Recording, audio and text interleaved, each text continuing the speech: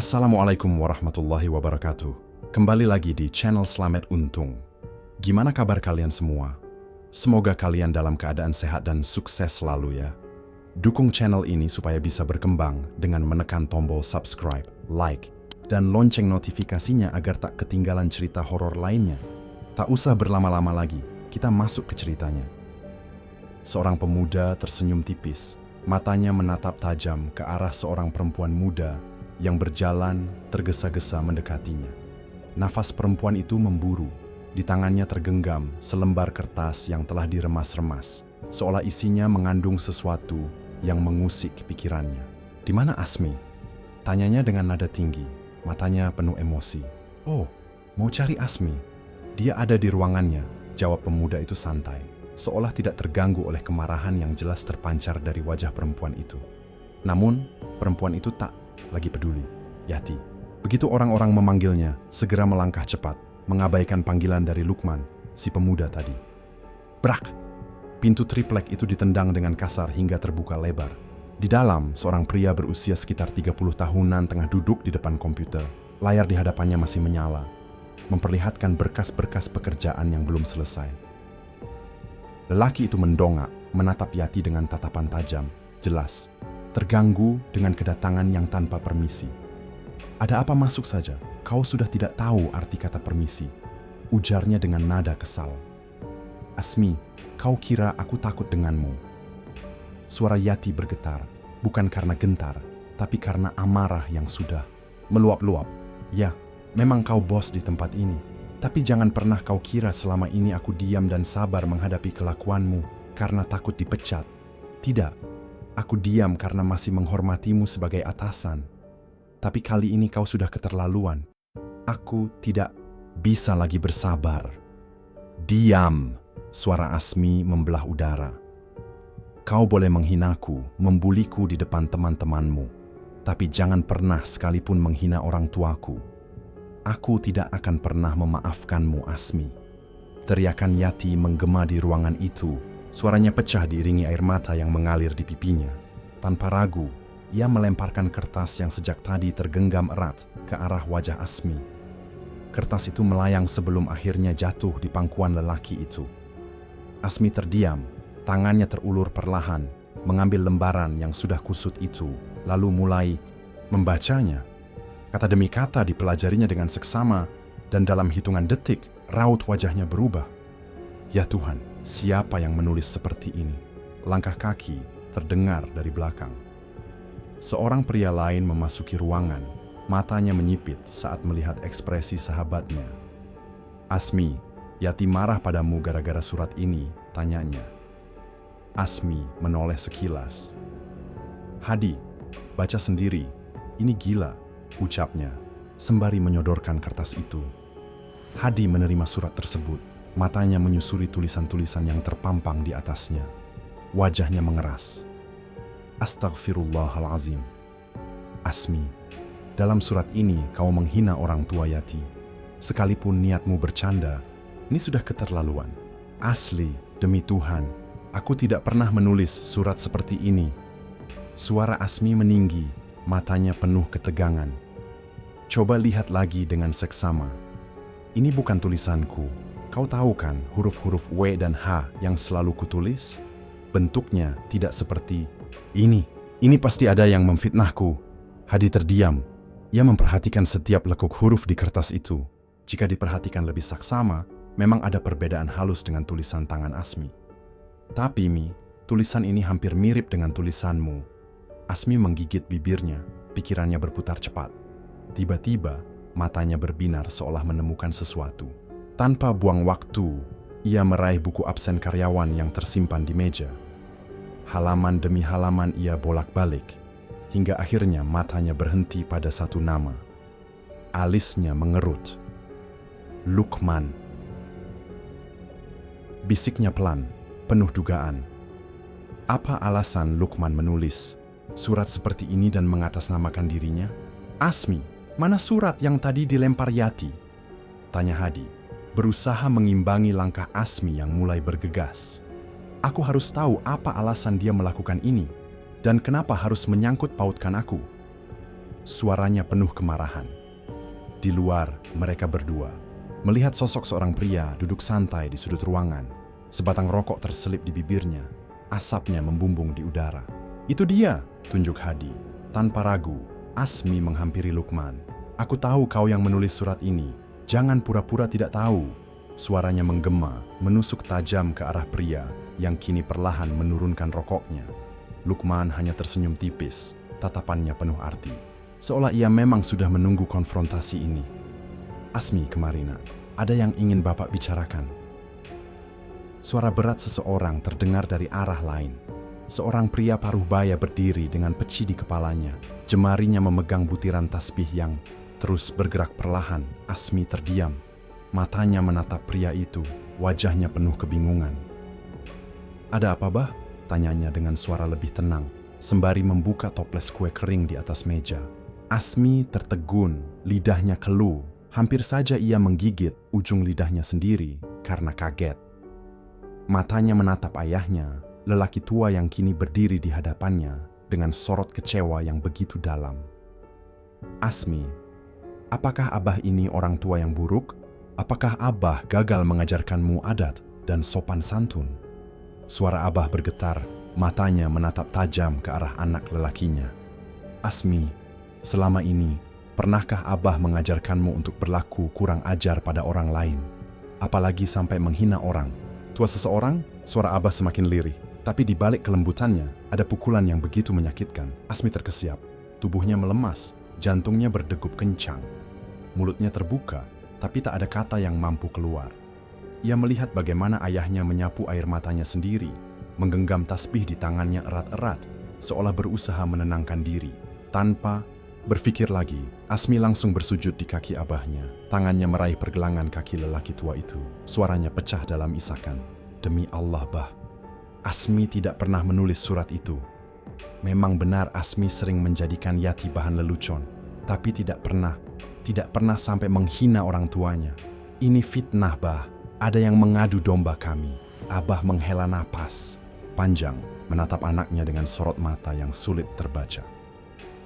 "Jika memang benar begitu, kau harus menyelesaikan masalah ini. Besok kita ke rumah Paman Dayat. Minta maaflah, meskipun bukan kau yang menulis surat itu."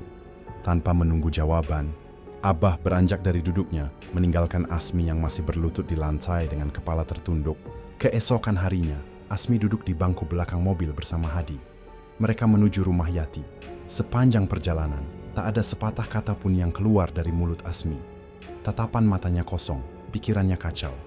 Saat mobil berhenti di depan rumah, yang tampak sederhana, Yati sedang menjemur pakaian di halaman. Matanya langsung bertemu dengan pandangan Abah. "Assalamualaikum, Yati." Suara Abah terdengar lembut. "Waalaikumsalam, Paman," jawab Yati. Tangannya refleks menyalami lelaki tua itu. Namun, saat matanya bertemu dengan tatapan Asmi, wajahnya seketika menegang. Kemarahan masih jelas terbaca di sana. "Abahmu ada, Nak?" tanya Abah lagi. "Ada, Paman, tapi beliau sedang sakit. Silakan masuk." Suara Yati terdengar berat. Di dalam rumah, seorang pria parubaya bertubuh kurus tampak terbaring di atas ranjang yang sudah mulai dimakan rayap. Sesekali terdengar batuk parau dari tenggorokannya, seakan paru-parunya dipenuhi. Belati tajam yang menusuk setiap kali ia menarik napas. "Asmi, ya Allah, kenapa tidak dibawa ke rumah sakit saja?" Suara Asmi bergetar, wajahnya dipenuhi keterkejutan.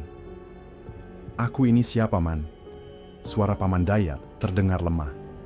"Untuk makan saja, aku harus berpikir keras. Bagaimana bisa aku membawa diriku ke rumah sakit?" Asmi menelan ludah. Ada sesuatu yang mencengkeram dadanya erat. Rasa bersalah yang begitu dalam mulai menjalar di tubuhnya. "Kau tidak perlu khawatir, Yati. Aku yang akan menanggung semua biayanya," ujar Abah lembut. "Lagi pula, kau dan Asmi sudah seperti kakak beradik. Tidak ada lagi yang perlu disungkankan. Asmi, cepat telepon ambulans. Ini bukan penyakit biasa. Kalau dibiarkan, bisa makin parah." Suara Abah meninggi, membuat Asmi tersentak. Tanpa membuang waktu, ia segera menghubungi rumah sakit. Tak butuh waktu lama, ambulans datang dan membawa Paman Dayat di rumah sakit. Asmi, Hadi, dan Yati duduk di luar ruangan. Mereka menunggu dengan cemas sementara Abah masuk menemani dokter, seorang kawan lamanya. Asam lambungnya sudah parah, dan dia juga memiliki riwayat penyakit TBC. Suara dokter terdengar samar-samar, tapi cukup jelas untuk sampai ke telinga. Asmi meremas tangannya. Ada sesuatu yang menusuk-nusuk perasaannya. Surat sialan itu, meskipun bukan ia yang menulisnya, ia tetap merasa bertanggung jawab. Langkah kaki terdengar dari kejauhan. Seorang pria muda berusia sekitar 25 tahun berjalan mendekat. Penampilannya rapi, kemejanya bersih, wajahnya penuh kekhawatiran. "Bagaimana keadaan ayahmu?" tanyanya. Suaranya terdengar cemas. Yati terisak, menggenggam tangan lelaki itu erat-erat. Seolah-olah ia terlalu lemah untuk menjawab. Asmi menatap mereka berdua dengan ekspresi aneh. Matanya menelusuri jemari mereka yang saling bertaut, raut wajahnya berubah. Ada sesuatu di sana, sesuatu yang membuatnya tidak suka. 2 hari berlalu dalam kebisuan. "Asmi, kau mau kemana?" Suara Abah menghentikan langkahnya. "Mau kerja, Bah. Kenapa?" "Tolong temani Abah ke rumah sakit. Kita menjenguk Paman Dayat." "Loh, 2 hari yang lalu Abah pergi sendiri. Kenapa sekarang minta ditemani?" Abah menatapnya tajam. "Apa kau tidak ingin menjenguk Paman Mumi? Kasihan dia." Asmi menghela napas. "Ya sudah, Bah. Kapan kita berangkat?" "Assalamualaikum. Selamat pagi." Suara Hadi tiba-tiba terdengar. Pria itu baru saja muncul di depan pintu. "Waalaikumsalam," jawab Abah dan Asmi hampir bersamaan. "Nah, pas sekali kau datang, Di. Kau ikut saja menjenguk Paman Dayat," ujar Abah sambil tersenyum. Hadi mengangguk, ikut tersenyum kecil. Dalam perjalanan, mereka sempat singgah di toko buah untuk membeli oleh-oleh. Setiba di rumah sakit, saat mereka mendekati pintu ruang rawat, terdengar suara Paman Dayat yang sedang berbicara dengan seseorang. Suaranya terdengar geram. "Kau itu masih suami Dahlia. Sampai kapanpun aku tidak akan pernah merestui hubungan kalian." Asmi tertegun, matanya melirik ke dalam ruangan. "Assalamualaikum," suara Abah memecah keheningan. "Waalaikumsalam. Masuk saja, Man," jawab Paman Dayat dengan nada letih. Seorang lelaki muda, pria yang 2 hari lalu datang menanyakan keadaan.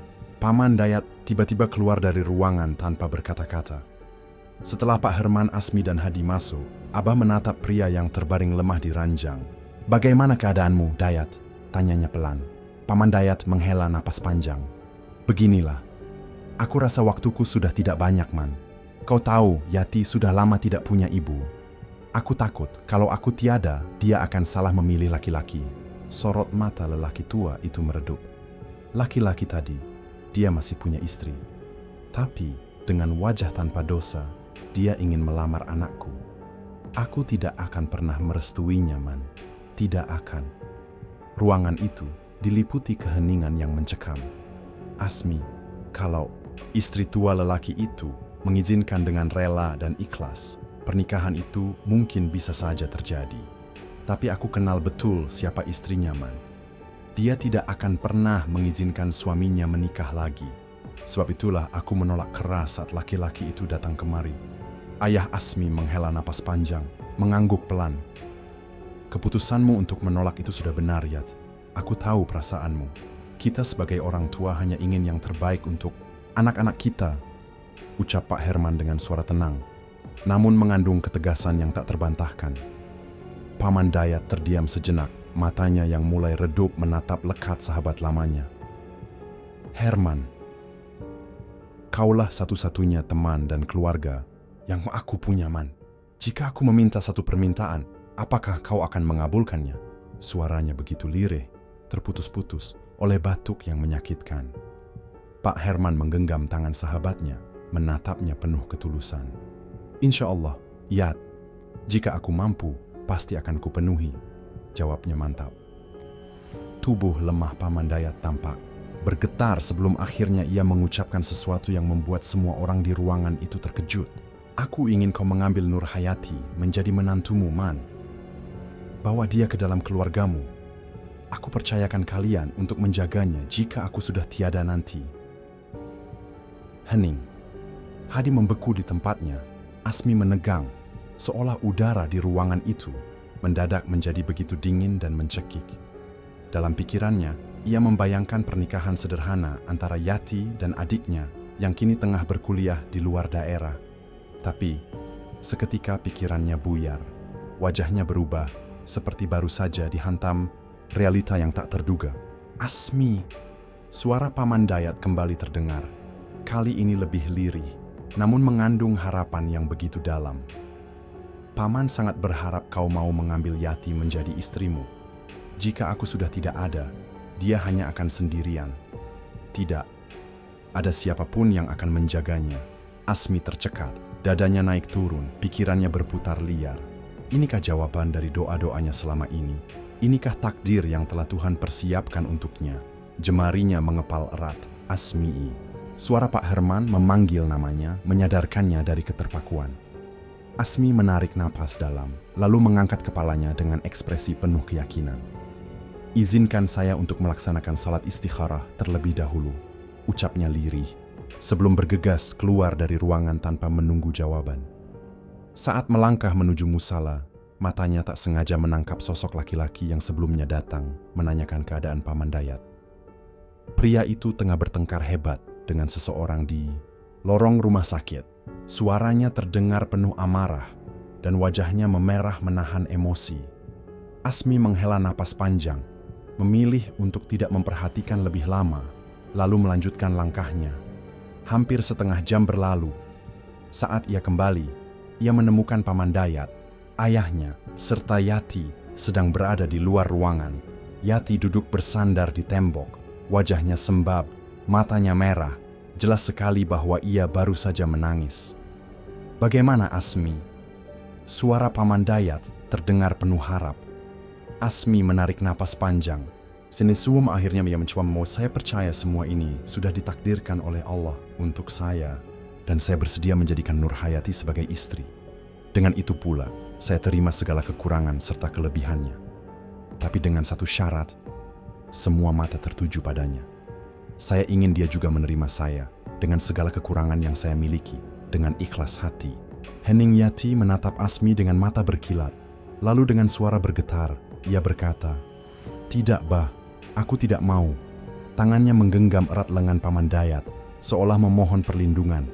Paman Dayat tersenyum samar, sorot matanya melembut. Mosi tapi sudah ada kelelahan yang begitu kentara di sana. Asmi, terima kasih karena kau sudah mau memenuhi permintaan terakhirku. Aku sudah cukup bahagia mendengarnya. Tidak apa, jika Yati tidak mau menuruti keinginanku. Aku maklum, karena kematianku memang sudah mereka tunggu sejak lama, agar mereka bisa menikah. Yati terkejut. Bah, jangan bicara seperti itu. Suaranya terdengar patah, penuh sesak. Paman Dayat masih tersenyum, meski tubuhnya semakin melemah. Biarlah, jika memang itu keinginan mereka, jika memang takdir berkata lain. Sejenak Yati terdiam, lalu tiba-tiba, dengan suara hampir berbisik, ia berkata, "Benarkah?" Semua orang menatapnya. Yati menarik napas dalam, lalu menundukkan kepala. "Iya, aku bersedia menikah dengan Asmi." Paman Dayat menutup matanya sesaat, seolah mengumpulkan sisa-sisa tenaganya. Senyum kecil terbit di bibirnya. "Tolong, maafkan Yati. Selama ini, suaranya semakin lemah, nyaris tak terdengar. Mereka menikah di kamar rumah sakit itu juga. Sederhana disaksikan oleh Pak Herman, Paman Dayat, Hadi, serta beberapa orang lainnya. Saat Asmi menggenggam tangan Yati untuk pertama kalinya sebagai istri, hatinya bergetar.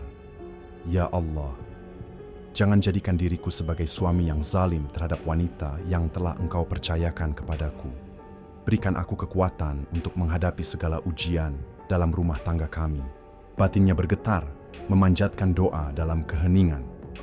Seminggu setelah pernikahan itu, kondisi Paman Dayat semakin memburuk.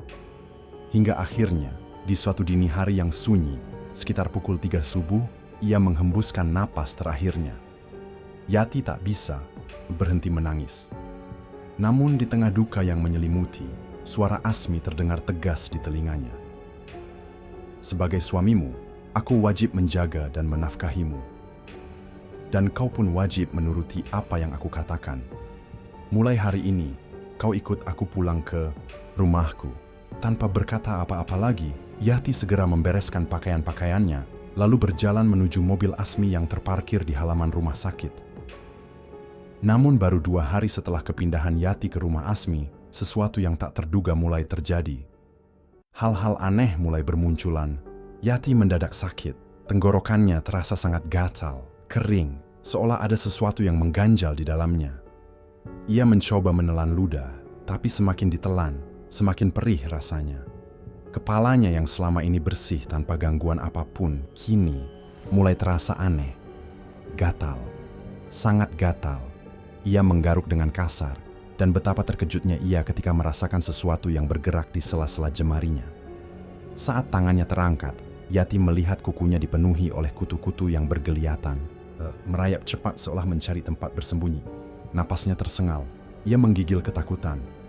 "Asmi," suaranya bergetar, nyaris berbisik. Asmi yang sedang duduk di dekatnya sontak menoleh. Matanya membelalak ketika melihat betapa banyak kutu berjatuhan dari rambut istrinya.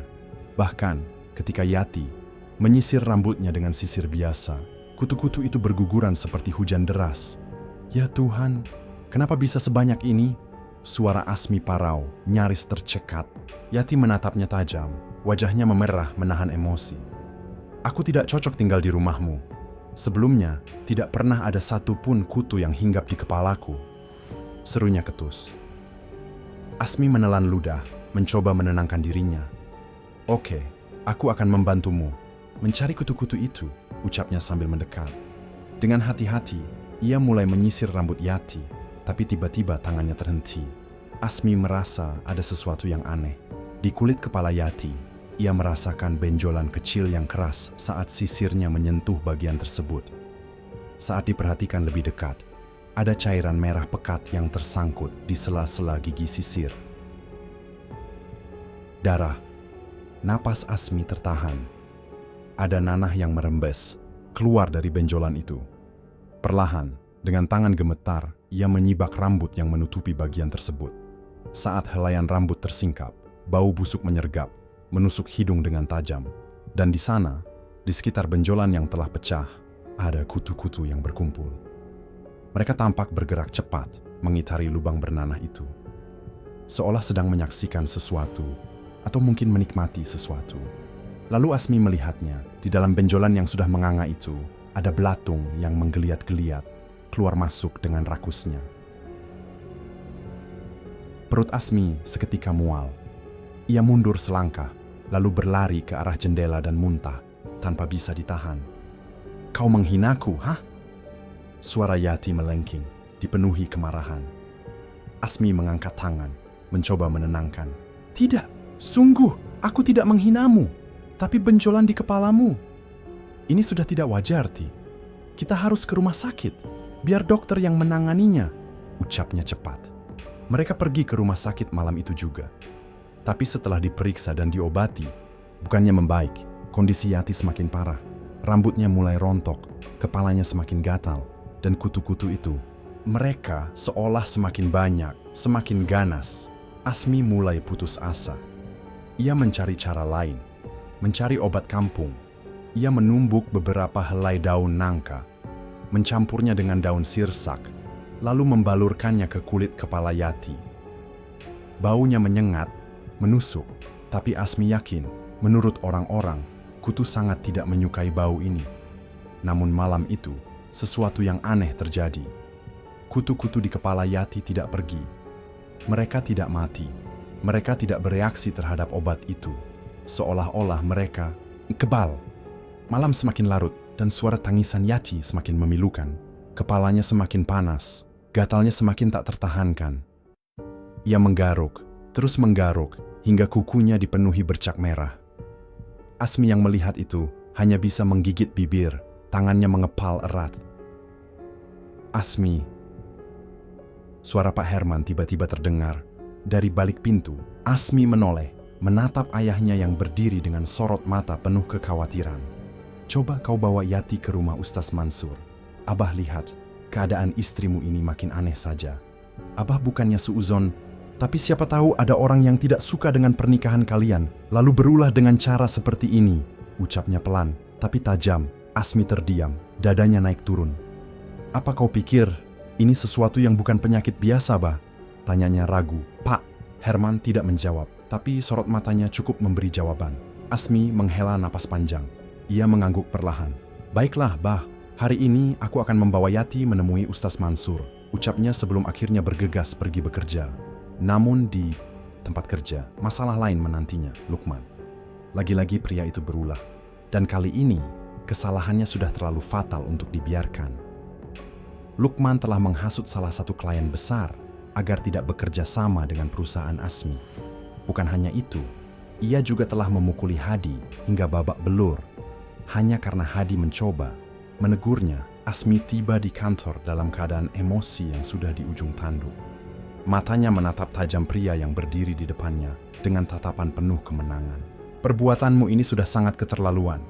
Kau bukan hanya merugikan bisnis ini, tapi juga sudah memukuli sahabatku," bentak Asmi, tangannya gemetar menahan marah. Lukman tersenyum sinis. "Tujuanku dari awal datang kemari memang untuk melihat kau hancur, Asmi," suaranya rendah, penuh kebencian. "Usahamu, keluargamu, dan kau harus merasakan bagaimana rasanya ditinggal oleh kawan-kawanmu saat kau sudah tidak berpunya." Darah Asmi mendidih tanpa pikir panjang, tangannya mengepal, lalu melayang ke wajah Lukman. Pukulan itu keras, sangat keras. Lukman terhuyung, terkapar di lantai, tak berdaya. Keributan itu berujung pada satu hal, kantor polisi. Asmi dibawa ke sana, tapi untungnya Hadi memberikan kesaksian yang membelanya. Namun, meskipun bebas dari jeratan hukum, efek dari kejadian itu tetap menghantamnya keras. "Beberapa klien lain memutus kerja sama dengan kita, Mi," ucap Hadi dengan suara lemah. Asmi menunduk. Tangannya mencengkeram rambutnya sendiri. Rasa frustasi menguasainya. "Akhir-akhir ini, banyak sekali masalah yang harus aku hadapi, mulai dari penyakit istriku, sampai usahaku yang sudah berada di ambang kehancuran." Suaranya terdengar putus asa. "Aku turut prihatin, Mi. Tapi aku doakan semoga kau kuat dan tegar menghadapi ujian dari Allah ini. Insya Allah, di balik semua ini, Allah sudah menyiapkan sesuatu yang sangat indah untukmu dan keluargamu," ucap Hadi dengan suara lirih. "Amin. Insya Allah." Asmi mengangguk pelan, mencoba menenangkan hatinya yang tengah berkecamuk. Sesampainya mereka di rumah, suasana terasa aneh. Ada sebuah mobil mewah terparkir di halaman. Asmi dan Hadi bertukar pandang, lalu dengan langkah cepat, mereka berjalan masuk ke dalam rumah. Begitu melewati pintu, Asmi terkejut. Pak Herman tergeletak di lantai, tubuhnya penuh darah. Wajahnya lebam, napasnya tersengal, dan di atasnya berdiri seorang pria dengan sorot mata penuh kebencian. "Asmi, kau sudah datang. Bagus. Tua bangka ini tidak mau memberikan apa yang sudah lama menjadi hakku." Pria itu mendesis dingin. "Abah, ya Allah. Hadi, cepat telepon ambulans," seru Asmi panik. Tanpa banyak tanya, Hadi berlari menuju meja, meraih telepon, dan menghubungi rumah sakit. Tidak lama kemudian, suara sirene terdengar mendekat. Beberapa petugas medis bergegas masuk dan mulai mengangkat tubuh Pak Herman ke atas tandu. Wajah Asmi memerah, menahan amarah. Ia berbalik menatap pria itu dengan mata yang menyala penuh kemarahan. "Kau." Begitu ambulans pergi, Asmi tanpa ragu langsung menampar wajah pria itu. Sekali, 2 kali, 3 kali, bahkan lebih dari itu. Tamparan penuh dendam dan kebencian. "Ini balasan untukmu karena telah menyakiti ayahku," bentaknya. Pria itu terhuyung, wajahnya memerah karena tamparan Asmi yang bertubi-tubi. Asmi menatapnya dengan tatapan penuh jijik, lalu jemarinya terangkat, menunjuk tepat ke wajah pria itu. "Kau datang untuk mencari istriku? Kau sudah lupa kalau Nuryati binti Dayat sekarang adalah istriku yang sah. Asal kau tahu, aku tidak akan pernah melepaskan Yati sampai kapanpun." Suara Asmi menggelegar, penuh ketegasan. Pria itu menyeringai. "Kau pikir aku peduli?" Suaranya rendah, penuh ancaman. "Asal kau tahu, kalau aku tidak bisa mendapatkan Yati, maka jangan harap kau bisa hidup bahagia dengannya," desisnya tajam. Asmi mendengus, membuang muka dengan kesal. Ia tidak ingin lagi melihat wajah pria itu. Hari-hari berlalu setelah kejadian itu. Malam itu, Asmi baru saja pulang dari rumah sakit setelah menjenguk Pak Herman. Jalanan gelap dan sepi. Angin berembus, pelan membawa kesunyian yang menusuk. Tiba-tiba, mobil yang dikendarainya berhenti mendadak. Asmi mengerutkan kening, turun dari mobil, dan membuka kap mesin untuk memeriksa. Namun di dalamnya, ia menemukan sesuatu yang membuat bulu kuduknya meremang. Segumpal rambut panjang, hitam, kusut, dan basah. Asmi menelan ludah. Tangannya gemetar saat ia mengambil rambut itu, lalu dengan cepat melemparkannya ke pinggir jalan. Tapi, jauh di dalam hatinya, ia tahu penyebab mobilnya mati bukan karena rambut itu. Saat ia berjongkok, mencoba mencari tahu masalah mesin mobilnya, sesuatu yang lain terjadi. Sayup-sayup, dari kegelapan malam, terdengar suara nyanyian. Sebuah lagu yang asing mendayu-dayu, diiringi tawa lirih yang terdengar seperti bisikan. Asmi merinding. Ia menutup mata, bibirnya mulai melafalkan doa. Namun, semakin banyak ia berzikir, suara itu justru semakin dekat. Dan semakin dekat. Lalu, sebuah bisikan halus menyusup ke telinganya. Asmi. Asmi hampir saja terhipnotis. Matanya berkunang-kunang, namun ia menggigit lidahnya, memaksa dirinya untuk tetap sadar. Dari kejauhan, seberkas cahaya muncul. Sorot lampu mobil lain mendekat ke arahnya. Asmi tersenyum lega. Ia melangkah ke tengah jalan, mengangkat tangan, berusaha menghentikan mobil itu. Namun, mobil itu tidak melambat. Sebaliknya, ia melaju semakin kencang. Asmi membelalakkan mata. Ia berusaha menghindar, tapi tubuhnya seolah terpaku di tempat. Ia menutup mata, bersiap menerima hantaman keras. Brak, mobil itu menabraknya. Tapi anehnya, tubuh Asmi tidak jatuh, tidak ada darah, tidak ada rasa sakit. Mobil itu terus melaju, lalu menghilang di ujung jalan. Dua orang sopir truk yang melintas melihat kejadian itu. Mereka saling bertukar pandang, wajah mereka pucat. Hantu! Salah satu dari mereka berbisik dengan suara gemetar. Asmi mendengar itu, jantungnya berdegup, kencang. Tangannya meraba tubuhnya sendiri. Ia masih bisa merasakan kulitnya, masih bisa merasakan detak jantungnya. Tapi, apakah dia benar-benar masih hidup? Sementara itu, di rumah, Pak Herman yang tengah terbaring di kamar tiba-tiba tersentak. Suara teriakan Yati menggema dari luar. Dengan kepala yang masih berdenyut nyeri, ia memaksakan diri bangun dan berjalan menuju sumber suara.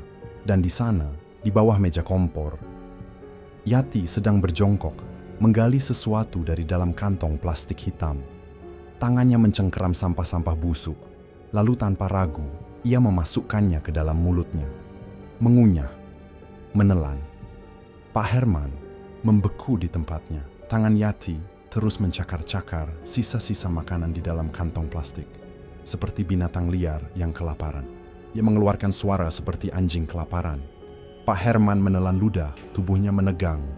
Yati, panggilnya pelan, tidak ada jawaban. Yati, ini Abah. Nak, kamu sedang apa di situ? Suasana hening. Hati Pak Herman berdebar kencang. Yati duduk di lantai, rambutnya terurai berantakan, dipenuhi sisa-sisa sampah yang lengket di wajah dan lehernya. Mulutnya basah, hitam pekat, dan ada sesuatu yang menjijikkan menetes dari sela bibirnya. Matanya menatap lurus ke arah Pak Herman. Tua bangka. Gumam Yati dengan suara serak, berat, bukan seperti suara Yati yang biasanya lembut. Pak Herman bergidik, merasa ada yang tidak beres. Dari arah belakang, terdengar suara bisikan samar yang menyerupai nyanyian lirih. Langkah kakinya gemetar, namun ia berusaha tetap tenang. Itu tadi saya. Yati tiba-tiba bersuara, matanya tetap menatap kosong. Saya ke kamar mandi, Bah. Keramas. Sini, Bah. Yati bantu. Katanya sambil menyeringai, tangannya yang dingin. Mencengkeram lengan Pak Herman. Pak Herman ingin menolak, tapi tubuhnya terasa kaku. Ia membiarkan Yati menuntunnya menuju kamar. Saat Yati berjalan di sampingnya, Pak Herman mencium bau yang sangat menyengat dari kepala Yati. Bau busuk, amis, dan membusuk. Ia mencoba bertanya, "Bagaimana keadaanmu, Nak? Sehat, kan?" "Alhamdulillah, "Bah, sehat," jawab Yati datar, masih dengan suara yang aneh. "Ini sudah larut. Kenapa Asmi belum pulang juga ya?" Tanyanya, matanya melirik keluar jendela. "Mungkin masih di jalan, Nak." Pak Herman berusaha tetap tenang. "Sudahlah, Abah istirahat ya," ujar Yati, lalu melangkah meninggalkan kamar. Ketika berjalan melewati jendela besar di rumah itu, Yati tiba-tiba menghentikan langkahnya. Tirai jendela terbuka, dan dari balik kaca, ia melihat sesuatu yang membuat tubuhnya membeku. Seorang perempuan bergaun putih berdiri di halaman samping. Tubuhnya bergerak aneh, memiringkan kepala ke kiri dan ke kanan, sementara tangannya yang kurus menggaruk-garuk kepalanya dengan kasar. Yati menajamkan pandangannya. Perempuan itu semakin lama semakin aneh. Ia mulai menggoyangkan pinggang maju mundur, lalu berputar-putar. Tiba-tiba, tubuhnya melenting ke belakang, melakukan kayang, tapi kepalanya terus menoleh ke depan, menatap Yati dengan mata yang gelap dan kosong. Jantung Yati berdegup semakin kencang. Kakinya mundur perlahan, tapi sebelum ia bisa bergerak lebih jauh, perempuan itu mulai melangkah. Dalam keadaan masih kayang, ia berjalan cepat menuju jendela. Brak, brak, brak, kepalanya membentur kaca jendela berulang kali. Darah mulai mengalir dari dahinya, namun ia terus membenturkan kepalanya dengan keras, seolah tidak merasakan sakit sama sekali. Yati menjerit, kakinya melemas, tubuhnya gemetar hebat. Dengan sisa tenaga yang ada, ia berbalik dan berlari secepat mungkin menuju kamar Pak Herman. "Mbah! Mbah! Tolong!" teriaknya ketakutan. Sementara itu, di tempat lain, Asmi menggerutu sambil menekan tombol telepon berulang kali. "Sial!" desisnya. Sinyal di daerah itu tiba-tiba hilang. Ia mencoba menghubungi Hadi lewat pesan singkat. "Hadi, kau bisa tolong aku? Mobilku mogok di jalan bekas tabrakan beruntun itu. Aku sekarang berada tidak jauh dari lokasi tabrakan," ketiknya cepat. Malam semakin larut dan kabut mulai turun. Jalanan semakin sunyi. Beberapa truk besar masih terlihat melintas dengan kecepatan tinggi. Cahaya lampunya menerobos kabut tebal. Asmi duduk di dalam mobilnya, membuka botol air mineral dan meneguknya perlahan. Waktu berlalu hampir setengah jam. Tiba-tiba sebuah mobil berhenti tepat di depan mobil Asmi. Dua pria keluar dari dalamnya membawa tongkat besi di tangan mereka. Asmi menyipitkan mata, tubuhnya langsung siaga. Ia keluar dari mobil, berdiri tegap menghadang mereka. "Apa maumu?" tanyanya tajam. Pria-pria itu tidak menjawab. Salah satu dari mereka langsung mengayunkan tongkat besinya ke arah Asmi. Ia berhasil menghindar, tapi pria yang satunya lagi menendang kakinya hingga ia terjatuh. Perkelahian tidak seimbang terjadi. Asmi berusaha melawan, tapi ia kalah jumlah. Tongkat besi menghantam punggungnya lalu mengenai tulang keringnya. Rasa sakit menyengat membuatnya kesulitan bergerak. Namun tiba-tiba, tit, tit, tit. Suara klakson berbunyi berulang-ulang. Sebuah mobil lain berhenti di belakang mereka. Kedua pria itu langsung panik. Mereka menatap ke arah mobil yang baru datang, lalu dengan cepat melarikan diri ke dalam gelapnya malam. Hadi keluar dari dalam mobil, wajahnya terlihat tegang. Ia berlari menghampiri Asmi yang masih kesakitan di tanah. "Ya Tuhan, kau tidak apa-apa?" tanyanya cemas. Asmi menghela napas berat. "Maaf Mi, aku tadi ketiduran. Untung saja saat aku mau ke kamar mandi, aku sempat cek ponsel dan melihat pesanmu. Makanya aku buru-buru ke sini." "Siapa mereka tadi? Kau ingat nomor plat mobil mereka?" tanya Hadi. Asmi menggeleng. "Aku tidak tahu. Aku hanya ingin pulang." Suaranya lemah. "Kau yakin mau pulang? Lukamu cukup parah. Kita ke rumah sakit dulu, ya?" "Tidak usah. Aku mau pulang saja. Perasaanku tidak enak, Hadi. Aku takut terjadi sesuatu di rumah." Hadi menatapnya ragu, tapi akhirnya mengangguk. Ia membantunya berdiri, lalu mengantarnya ke mobil. "Sebentar, aku ambil barang-barangmu di dalam mobil dulu," ujar Hadi, berjalan menuju mobil Asmi. Asmi duduk di kursi belakang mobil Hadi, mengusap wajahnya yang masih terasa nyeri. Kabut semakin pekat menutupi jalanan. Namun, baru sekitar 2 kilometer dari tempat itu, sesuatu terjadi. Brak! Sebuah batu besar dilemparkan ke arah mobil mereka. Kaca depan retak, serpihan kacanya berhamburan ke dalam. Hadi membunyikan klaksonnya berulang-ulang kali, mencoba menarik perhatian siapapun yang ada di jalanan gelap itu. Namun saat akan berhenti, tangan Asmi mencengkeram lengannya dengan erat. "Tidak usah, Hadi, teruskan saja." Tapi ini keterlaluan. "Asmi, kaca mobilku pecah. Pasti orang yang melempar batu itu ada di sekitar sini." Geram Hadi, matanya menyapu sekeliling, mencari tanda-tanda keberadaan pelaku. "Sudah ku bilang jangan berhenti. Lebih baik segera tancap gas dan antar aku pulang. Aku khawatir kalau Abah dan istriku kenapa-napa di rumah." Suara Asmi terdengar gemetar, bukan hanya karena sakit di tubuhnya, tapi juga firasat buruk yang semakin kuat menguasai pikirannya. Setelah menempuh perjalanan dalam ketegangan, mereka akhirnya sampai di halaman rumah Asmi. Hadi segera keluar dari mobil dan membantu Asmi berjalan menuju pintu depan. Asmi mengetuk pintu keras-keras. "Tok, tok, tok! Yati! Abah! Mang!" teriaknya. Suaranya menggema di tengah keheningan malam. Tidak ada jawaban. Rumah itu terasa begitu sunyi, terlalu sunyi. Hadi menghela, napas gusar. "Sebentar, biar aku cek bagian belakang. Siapa tahu si Amang lagi ngopi," ujarnya sebelum berlari ke arah dapur kecil dan kamar yang biasa ditempati oleh Amang, penjaga rumah mereka. Namun saat mencoba membuka pintu kamar Amang, ia menemukan pintu itu terkunci dari luar. Tidak ada suara, tidak ada tanda kehidupan di dalam. "Kamar Amang terkunci," teriak Hadi dari belakang rumah. "Coba kau telepon dia, Asmi." Asmi merogoh sakunya dengan tangan gemetar. Ia mengeluarkan ponselnya, tapi begitu menyalakan layar, ia tercekat. Layarnya retak, tidak ada respons. Ponsel itu mati total. Ia ingat bagaimana pukulan tongkat besi tadi menghantam tubuhnya. Mungkin saat itu pula ponselnya ikut terkena benturan. "HP-ku rusak," suara Asmi bergetar, frustrasi. Hadi menggeram. "Kita dobrak saja." "Dobrak? Itu tidak masuk akal, Hadi. Ini pintu kayu ulin, bukan sembarang kayu. Salah-salah malah tulang kita yang patah." Tidak ingin berlama-lama berpikir, Asmi dengan tertatih berjalan ke arah jendela kamar ayahnya. Ia mengambil sebatang kayu di dekat dinding, lalu mulai memukul kaca jendela dengan sekuat tenaga. Suara kaca bergetar terdengar nyaring, memecah keheningan malam. "Bah, ini Asmi. Bah, bah, buka pintunya. Bah!" teriaknya putus asa. Tiba-tiba suara kunci diputar terdengar dari dalam. Pintu rumah terbuka perlahan dan Pak Herman muncul dari baliknya. Wajahnya pucat pasi, keringat dingin membasahi pelipisnya. "Asmi, Yati," suaranya bergetar. "Ada apa dengan Yati, Bah?" tanya Asmi panik. Pak Herman menarik napas dalam, matanya tampak ketakutan. "Coba kau lihat sendiri. Dia seperti orang, kerasukan. Beberapa kali aku ditendangnya." Tanpa menunggu lebih lama, Hadi dan Asmi berlari ke arah kamar Yati. Begitu sampai, mereka melihat pintu kamar itu dihalangi dengan tongkat kayu yang dipasang melintang.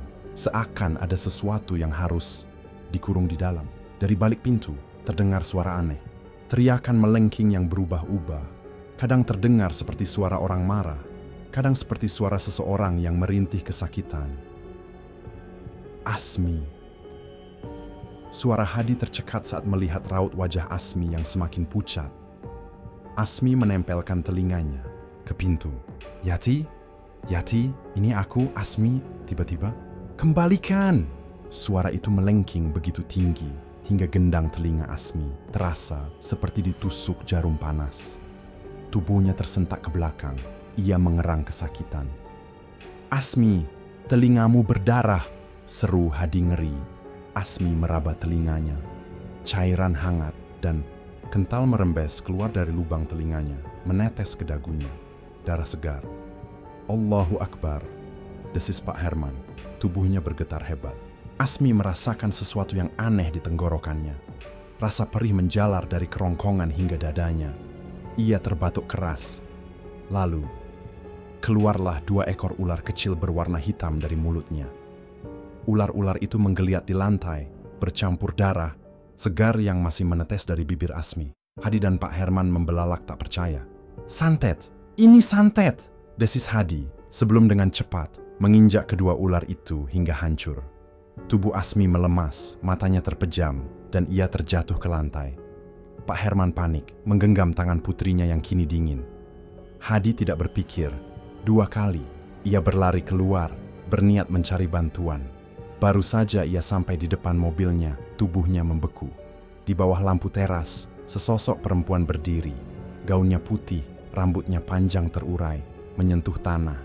Tubuhnya bergerak aneh, pinggangnya bergoyang maju mundur, lalu berputar. Perlahan, tubuhnya melenting ke belakang, kayang dengan kepala yang menyentuh tanah. Kemudian, makhluk itu berlari ke arahnya. Dengan gerakan refleks, Hadi langsung masuk ke dalam mobil dan menghidupkan mesinnya. Namun sebelum ia melaju, matanya menangkap sesuatu yang lain di rumah Asmi. Sebuah bola api melayang di udara, lalu jatuh ke salah satu sudut atap rumah. Ya Allah, ya Tuhanku, lindungilah Asmi dan keluarganya, bisik Hadi sebelum menekan pedal gas dan melesat menuju rumah Ustaz Mansur. Adzan subuh hampir berkumandang saat Hadi dan Ustaz Mansur tiba di rumah Asmi. Pak Herman masih sadar, tapi tubuhnya penuh luka lebam. Wajahnya bengkak, napasnya tersengal. Bekas tapak kaki berdarah memenuhi lantai. Pintu kamar Yati kini terbuka. Tongkat kayu yang sebelumnya digunakan untuk menahan pintu itu sudah patah. Dan di dalamnya, Asmi masih tergeletak tak sadarkan diri. Tubuhnya dingin, denyut nadinya sangat lemah. Air mata Pak Herman merembes. Tangannya menggenggam jemari putrinya yang terasa semakin membeku. Hadi berusaha menelepon rumah sakit. Suaranya tercekat saat meminta mereka segera mengirimkan ambulans untuk Asmi dan Pak Herman. Tangannya gemetar, napasnya tidak beraturan, namun ia tahu tak ada waktu untuk panik. Sementara itu, Ustaz Mansur berjalan perlahan ke sudut rumah, tempat lampu telah pecah, menyisakan serpihan kaca yang berkilauan di lantai. Langkahnya mantap, bibirnya terus melantunkan zikir. Dari dalam kegelapan, sosok perempuan itu kembali muncul. Wajahnya yang mengerikan kini semakin jelas.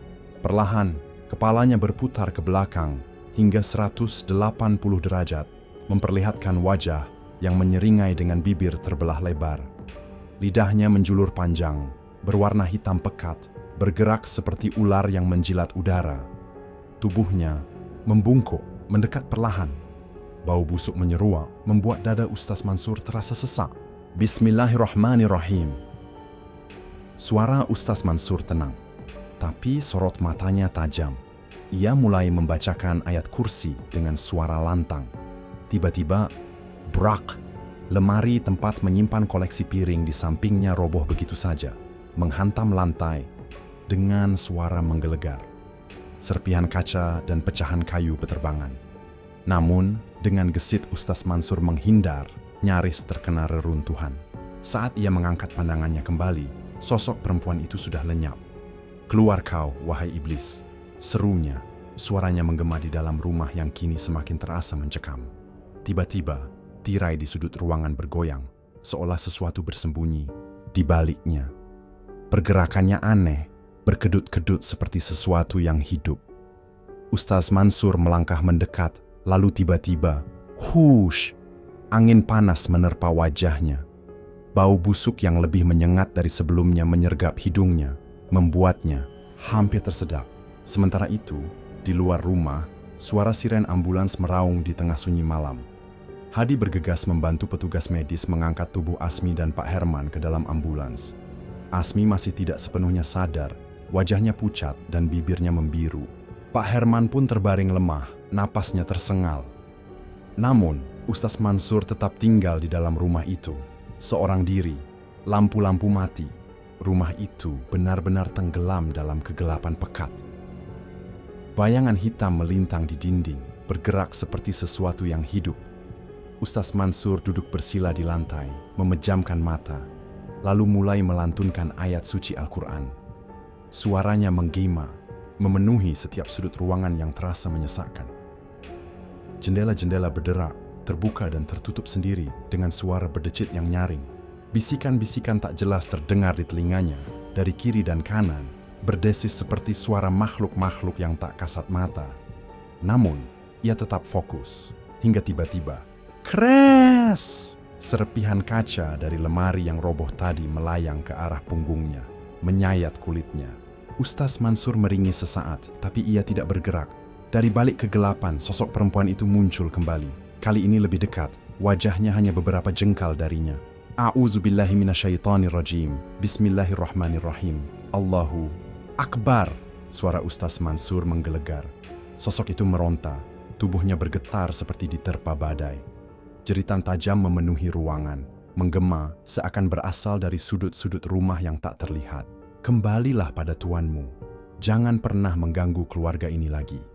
Suara Ustaz Mansur semakin kuat. Tangannya terangkat. Tasbih di genggamannya bergetar. Ia mengibaskan tangannya ke arah sosok perempuan itu. Dan seketika, ia menghilang. Rumah itu mendadak hening. Udara yang tadi terasa berat kini perlahan menjadi lebih ringan. Lampu-lampu kembali menyala. Suasana mencekam perlahan memudar. Ustaz Mansur menghela napas, lalu melangkah keluar dari rumah dengan hati-hati. Pecahan kaca masih berserakan di lantai, menyisakan jejak dari kengerian yang baru saja terjadi. Saat tiba di halaman, sesuatu menarik perhatiannya. Ia melihat beberapa buntalan kain yang terkubur di tanah. Matanya menyipit, lalu dengan sigap ia menggali dan mengeluarkan benda-benda itu. Bau anyir menyeruak begitu buntalan itu terbuka. Isi di dalamnya adalah sesuatu yang tidak seharusnya ada. Alhamdulillah, desisnya.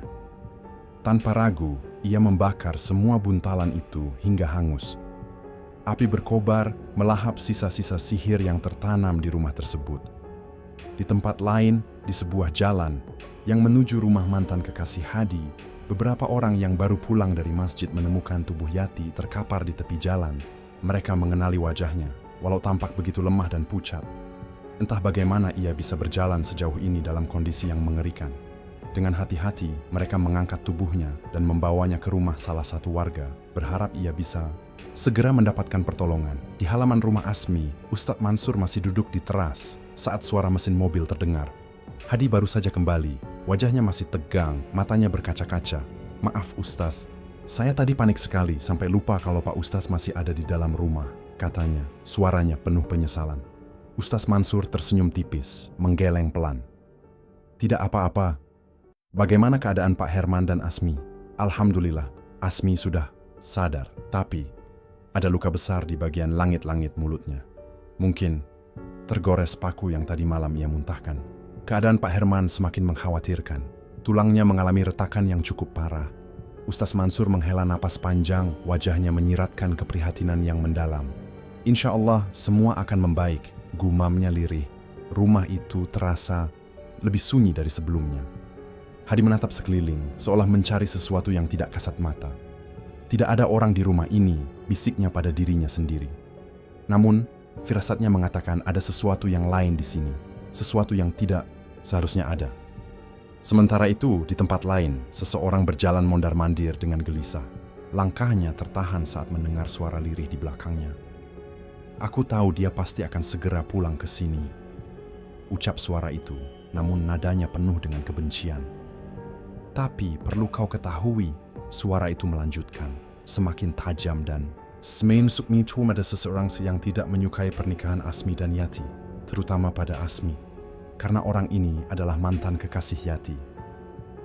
Hadi yang mendengar hal itu langsung tersentak. "Mantan Yati?" potongnya cepat. Ustaz Mansur tersenyum samar. "Sejak awal saya melihat laki-laki itu, ada sesuatu yang tidak beres, ada perasaan kesal, jengkel, emosi yang tidak biasa. Entah kenapa, tiba-tiba saya bisa merasakannya dengan jelas. Tidak tahu diri, sombong. Bahkan, beberapa waktu lalu, Pak Herman sempat dipukuli olehnya." Hadi mengepalkan tangannya. Amarah membakar dadanya. Bahkan dengan muka tak tahu malunya itu, dia mengancam Asmi. "Ingat saja nanti, kalau ketemu saya di jalan, pasti akan saya hajar sampai babak belur." Begitu katanya. Ustaz Mansur menepuk bahu Hadi perlahan. "Tidak usahlah menyimpan dendam, tidak ada gunanya. Yang perlu kita lakukan sekarang adalah mendoakan keluarga Asmi supaya diberi kesembuhan, agar mereka bisa kembali berkumpul." Hadi menarik napas dalam, mencoba menenangkan dirinya. Akhirnya, ia mengangguk. "Betul Pak Ustaz, biarkanlah Allah yang memberikan ganjaran pada orang-orang seperti itu." Setelah mengantar Ustaz Mansur pulang, Hadi diberikan seteko air yang sudah didoakan. "Siramkan ini mengelilingi rumah Asmi," pesan Ustaz Mansur. Meski matanya terasa berat karena kantuk, Hadi tetap menjalankan amanah itu. Malam itu juga, ia menyusuri setiap sudut rumah Asmi, menyiramkan air tersebut dengan penuh kehati-hatian. Tidak hanya itu, selama 2 hari berturut-turut, ia juga berjalan menyusuri jalanan, mencari keberadaan Nur Hayati. Akhirnya, hatinya menuntunnya ke daerah tempat tinggal Yati dulu. Dan di sana, di sebuah teras rumah penduduk, Yati duduk berjemur. Wajahnya pucat, tubuhnya tampak lemah. Hadi segera turun dari mobilnya, bergegas menghampirinya. "Yati?" panggilnya pelan. Yati hanya menoleh sebentar, menatap Hadi dengan tatapan kosong, lalu kembali melamun. Dari dalam rumah, seorang ibu-ibu keluar, menatap Hadi dengan rasa ingin tahu. "Ada yang bisa saya bantu, Pak?" tanyanya. Hadi menarik napas panjang sebelum menjelaskan. "Ini Nur Hayati, istri dari Asmi, teman saya. Dia pergi dari rumah karena ada sedikit masalah. Dan sekarang, suami serta mertuanya sedang dirawat di rumah sakit karena masalah itu." Ibu itu mengernyit. "Perampokan, Pak?" "Bukan," jawab Hadi ragu. "Semacam, bagaimana ya menyebutnya? Susah dijelaskan." Hadi akhirnya berhasil membawa Yati pulang dan membawanya ke rumah sakit. Namun, dokter yang memeriksanya tidak menemukan penyebab pasti dari hilangnya ingatan Yati. Tidak ada luka serius, tidak ada gangguan fisik yang bisa menjelaskan kenapa ia bisa melupakan semuanya. Sebulan berlalu, Asmi sudah mulai bisa beraktivitas seperti biasa. Namun, Pak Herman masih harus duduk di kursi roda. Meski begitu, kondisinya terus berangsur pulih. Setiap hari, Asmi merawat ayahnya dan Yati dengan penuh kasih sayang. Sementara itu, Hadi mengambil alih semua pekerjaan Asmi. Sayangnya, usaha Asmi berada di ambang kebangkrutan. Perlahan-lahan, bisnisnya semakin merosot. Meski begitu, Hadi tidak tinggal diam. Ia terus membantu Asmi. Bahkan, ia rutin membawa Yati menemui Ustaz Mansur dan berobat secara tradisional. Waktu berlalu. Setelah hampir 3 bulan, kondisi Yati mulai membaik. Sedikit demi sedikit, ingatannya kembali. Ketulusan Asmi merawatnya membuat Yati mulai membuka hatinya kembali. Dan Asmi pun, yang selama ini menahan segala luka, perlahan mulai kembali mencintai Yati. Malam itu, untuk pertama kalinya setelah berbulan-bulan penuh ketegangan dan kesedihan, rumah tangga mereka mulai menemukan titik terang. Tidak ada lagi ketakutan, tidak ada lagi kegelapan yang menyelimuti. Namun, cobaan belum berakhir. Usaha Asmi benar-benar bangkrut. Mobilnya sudah terjual. Keadaannya semakin terpuruk. Untungnya, Asmi memiliki teman seperti Hadi. Tanpa ragu, Hadi memberikan semua tabungan yang ia miliki. Bahkan, sebagian dari hasil menjual mobil tuanya pun diberikan kepada Asmi sebagai modal awal. "Yang bangkrut hanya usahamu, bukan otakmu," ujar Hadi sambil tersenyum. "Kau ini otak bisnis, Mi. Tidak peduli seberapa dalam kau terjatuh, kau pasti bisa naik lagi ke permukaan. Aku yakin itu." Asmi menatap Hadi dengan mata berkaca-kaca. "Terima kasih, Di." Hadi hanya terkekeh. "Sama-sama. Tapi kau harus ingat, aku tidak memberikannya cuma-cuma. Nanti kalau kau sudah sukses, kau wajib mengembalikan uang itu padaku." Usaha yang dirintis Asmi pun perlahan mulai berkembang. Dalam beberapa bulan, bisnisnya sudah kembali berjalan dengan baik. Ia bahkan berhasil mengembalikan modal yang Hadi berikan. Dan kabar baik tidak berhenti di situ. Asmi hamil. Pak Herman sudah bisa berjalan kembali tanpa kursi roda. Beliau kembali sehat, kembali bersemangat. Tidak lama lagi, seorang bayi akan lahir, membawa kebahagiaan baru dalam keluarga mereka. Dan untuk pertama kalinya, setelah semua mimpi buruk itu berlalu, mereka bisa benar-benar merasa tenang.